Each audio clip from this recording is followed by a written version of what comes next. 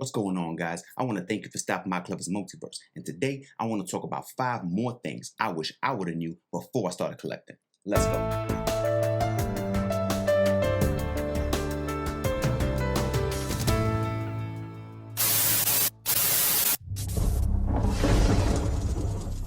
Thinking of them as an investment. So I can see a lot of people in the beginning starting off and saying to themselves, hey, these things look like they're worth a lot of money. Maybe I should just go out there and rack up on a lot of these and then cash in later.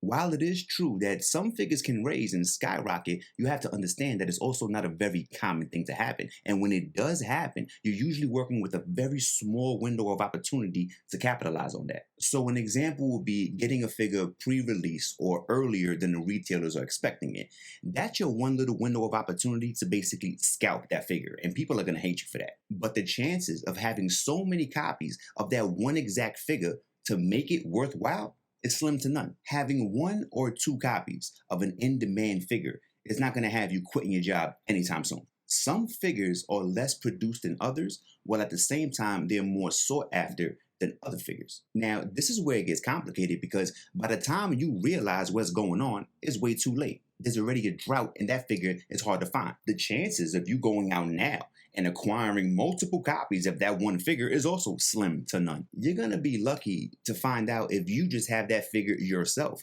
or maybe 2 if all the stars align for you. And at the same time, you're not going to want to get rid of the one that you have yourself because you know what it's going for. So once again, I really don't see any retirement plans happening here. Here's the truth.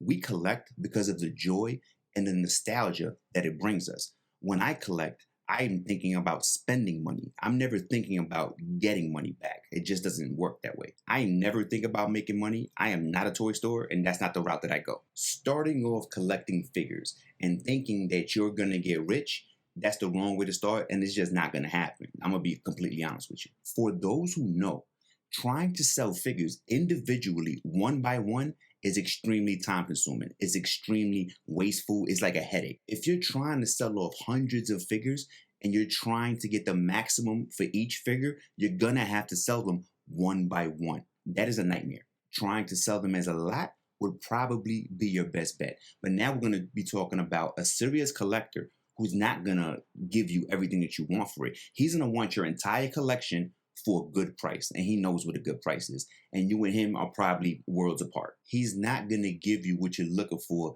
figure for figure. It's just not going to work that way unless you let him cherry pick the very best figures from your collection and go that route. But you're going to be doing yourself a big disservice because now nobody's going to want the rest. You're going to have a whole bunch of lackluster figures. If you couldn't sell them with your best figures, you're definitely not going to sell them without them. To be brutally honest with you, the only person or the only people that are going to make money off your collection is most likely the people that you hand it down to once you're not here on this earth no more. And the only reason that that happens is because if they sell every single one of your figures, every single penny that they make is going to be profit because they paid nothing for this. So for them, it'll be a come up. For you, it will be a loss. So that's not really going to be a story. Figures are not an investment. They're not gold. FOMO, fear of missing out. Now, this can affect new collectors and old collectors just the same. So check this out. When you're first starting off, you're going to feel like you need everything. And that's because you really have nothing or very little at all. So you're going to feel like, whoa, everything here, I need everything. Everything is going to look super attractive and you're going to want to grab everything that you see. It's just how it starts. But that's a trap that you really don't want to fall into. Let's be real. You can't buy everything. And there's nobody that can buy everything. It doesn't work like that. In the beginning, you should really have a plan about who it is that you want and how it is that you're going to go about getting them. You should really have that game planned, written down, or really at least thought about. I wouldn't stray from the plan unless it was mission accomplished, and then I could just scratch it off the list. Then you make a new game plan and you work on getting those.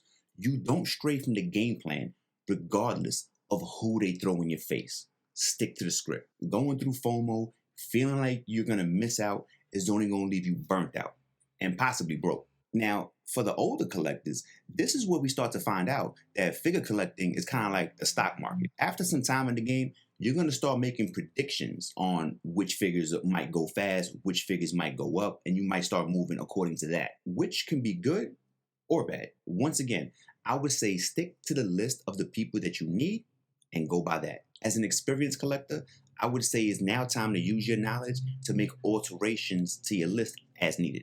For example, Scarlet Spider has already been slated to come out early 2024. With my experience, I would say that it's a good idea for me if I can get 2, maybe 3 of those figures. 1 to open, 1 to display, and 1 to trade. That's why I want 3. But that's because of my knowledge, knowing how much the original one is going for, knowing that the pre-orders for the new one is already going out, and knowing how many people actually want that figure. I combine all of these things and I'm able to predict and say, yo, I bet you that that figure will probably never make it to the pegs.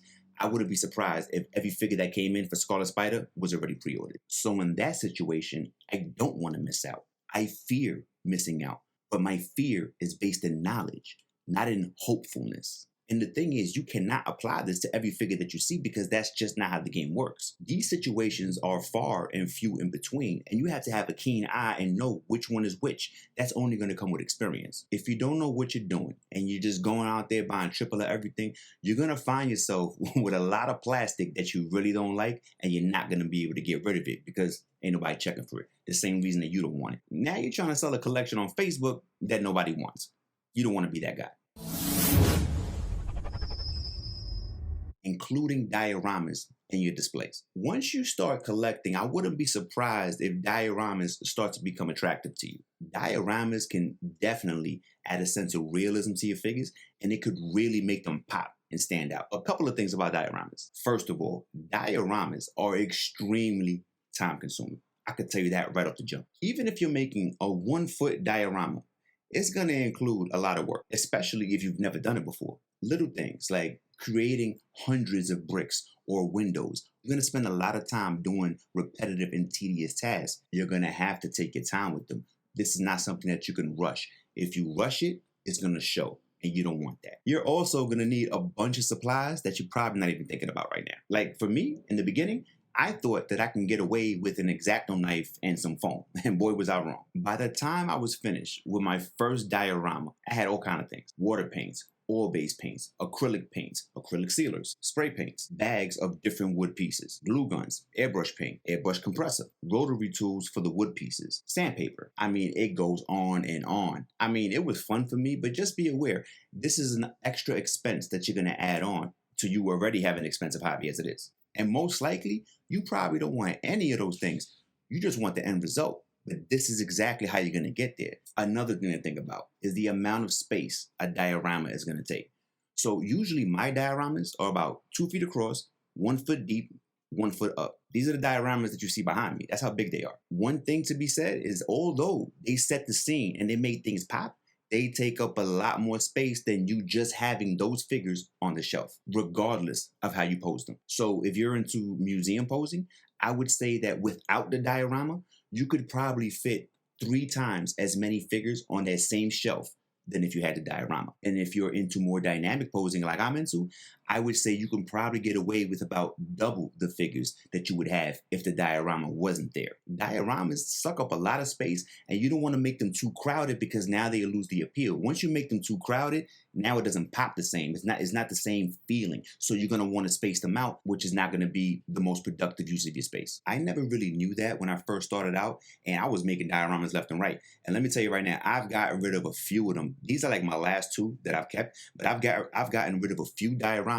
because I just felt like it wasn't enough for me. Like they look cool, 1 or 2, but having too many, I don't want to have a diorama display. I want to have an action figure room. One piece of advice that I will give you is that if you choose to build dioramas, you should build them in a way where they come apart very easily. So I've seen people make dioramas where they're stuck just like that. What you see is what you get.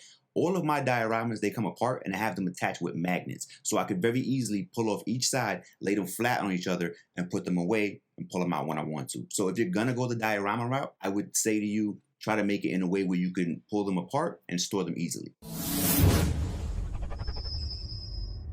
Pre-ordering figures. Pre-ordering figures is not like pre-ordering anything else. When Jordan says that those sneakers are coming out on the 16th, he means it. Those sneakers are coming out on the 16th. No questions asked. When Call of Duty says the new Call of Duty is dropping October 29th, that is dropping October 29th. No questions asked. The store has it ahead of time. They have a street date and they're going to release it on that date. You can make a line down the block around the corner at midnight. It will be there. You would never go to the store and they say, oh, nah, not yet. Collecting figures now is not the same thing. And I use GameStop as an example. You go to the GameStop website, right? And it says the figure that you want is up for pre-order and it's coming out January 1st, 2024. So you go online, you order it, you think, yo, I'm lit. I'm about to get this figure January 1st. You're good to go. Then on January 1st, you're checking your GameStop account and you see that that date just magically moved to like February 14th. And nobody called you, nobody emailed you, nothing. That date just changed, like it never said January 1st. Then you wait to that day in February, you go back and all of a sudden the website says March 5th. You're like, what? March 5th? Once again, nobody told you nothing. It just changes. So now you went from getting it January 1st to February something. Now we're up at March 5th and they playing games with you because you're checking for this, right? You got a space in your collection that you dying to slap this in there and it should have been here like 90 days ago. So now you wait until that day in March and you call GameStop because you don't have any figure. Nobody's told you anything, but that date hasn't changed. It still says that March date. So you're thinking, well, they must have it. They haven't called me, right? So you call GameStop and you're like, yo, what's up with my figure? It says this date right here. So then GameStop proceeds to tell you the craziest stuff that you ever heard in your life. They're going to tell you something like, oh, well, that's the day that the receiving office or the central office gets it. The problem is that GameStop's receiving office is in California. So what they meant to say was that's the day that they're going to get it over there, which is already 90 days back. Now it has to make its way from California all the way to the East Coast. And trust me, they're not going to overnight that. So then you ask them, so like, when am I going to get this? And they're going to hit you with, I don't know. I mean, we'll call you when it gets in. That's the reality of pre-ordering figures. I have literally pre-ordered figures from GameStop, have had that date pushed back so much that I've walked across and found that exact figure in Walmart just on the fly in the wild, way before my pre-order from last year ever hit. Dead serious. You basically have two ways to go with pre-orders. You can pre-order figures from companies and they won't charge you until the actual item ships, right? So we're talking like people like Amazon. The good thing about it is your money's still in your pocket, you haven't lost anything, and if you do come across it in the wild, you could just use that money, pick it up, and cancel the order. No problem, no nothing. The bad thing about ordering from a place like that is that it's way too easy to click on that place order button because they're not pulling the money out. So you can go ahead and start clicking pre-order for things that come out next year, and it's way too easy to forget. All of a sudden, these pre-orders will start hitting your account at the time when you least expected it. So now you got overdraft fees, you got bills that got to get paid. You was not thinking about that.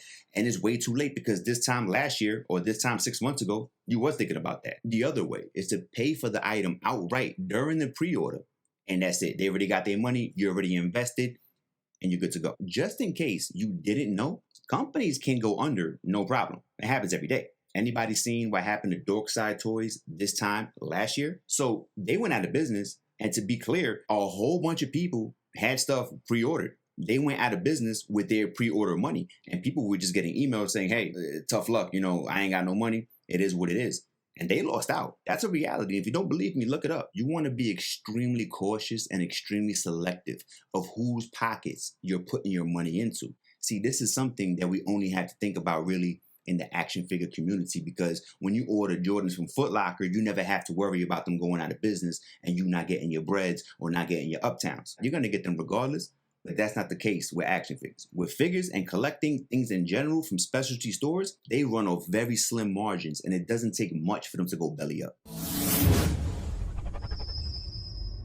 Not buying backwards until later. I really wish that somebody would have talked to me about this when I first started, because I learned this one the hard way a whole bunch of times. So what is buying backwards? Well, buying backwards is buying figures that are not currently in retail stores, and the only way to get them is to go back and get them through either secondhand market or comic specialty stores, which at that point, they already know the price and those figures are marked up. If you're just starting out collecting right now, I think it's your best bet to start working with what's out in retail right now and start looking forward to what's coming out in the near recent future and start building your collection with those. That's the best way to build your collection for the low. You get the most bang for your buck and you see your collection grow rapidly right in front of your eyes going that route. You're also going to be new to the game, so you're not really going to know what figures are going for and what's really a good price, what's really hard to find, what's really a good deal. So you want to take the time to educate yourself while you're buying things at retail, because at least you know then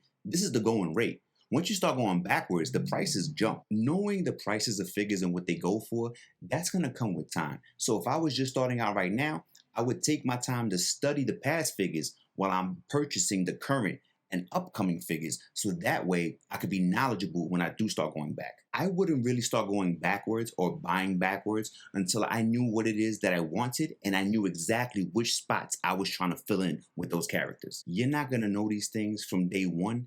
And unfortunately, in this field, learning from your mistakes means parting with your money. See, I already did that. So you don't have to. Buying backwards, I would leave for more experienced collectors, especially in the beginning. When you can name all the versions of a certain figure and their price points and why you want them and where they come from off the top of your head, that's when I think you're experienced enough. When you're knowledgeable enough to go to a Comic-Con or go to a flea market or open house and you see figures stacked up to the ceiling and you can look at these figures, know the price of these figures, know the rarity of these figures off the top of your head without opening up Google and trying to look it up, and you know these things by looking at them like, oh, I need him. That's when you're ready to start buying backwards. Because in real life, you're not really going to have that much time. I'll be right behind you and I'll be looking at the same figures that you're looking at. And while you're going through your Google and trying to connect to the Wi-Fi at the Jacob Javits Center so you can look at eBay, I'll be buying that figure off the top of my head because I already know I'm only off about $5 or $6. I'm not going to let you get that guy. I know what a good deal is off rip, and I'm not going to let you snatch that from me. I'm also not going to let somebody smack me in the head on Facebook or online because I know what time it is. This only comes with experience, which is why I say save these things for later. And there you have it. Those are 5 more things I wish I would have knew before I started figure collecting. If you made it with me this far and you're still here, I want to thank you because you're the best. If you like the things that I said and I made sense, then do me a favor and smash that like button. And while you're at it, if you haven't subscribed, do that too. I'm on the road to 1,000, baby. I need everybody. Until next time, peace.